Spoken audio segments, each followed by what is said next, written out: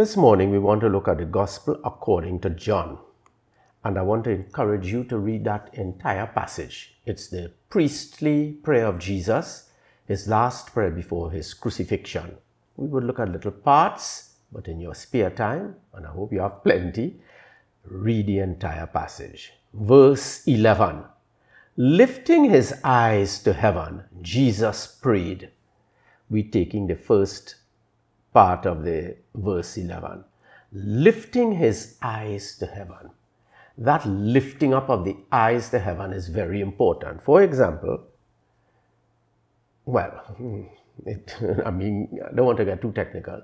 Lifting eyes do not really mean that, except you go to check, when you go to check your eyes, early doctor will say, raise up, right, lift, down, left, and so on. That's it. But lifting eyes to heaven really means an upward movement where my hands, everything is involved in prayer. Right? You're so focused, you're so consumed with God, for God, everything.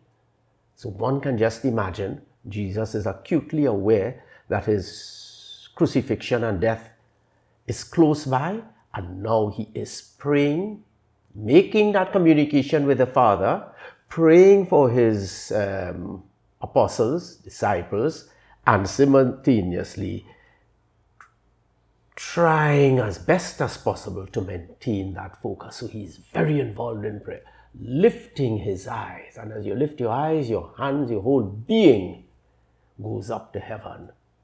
And that upward movement, we say, Lord, just my posture alone before you, right, deserves a response, a blessing. So let us be unafraid of lifting up our eyes to heaven and pray as Jesus prayed. Tomorrow we will continue with John chapter 17.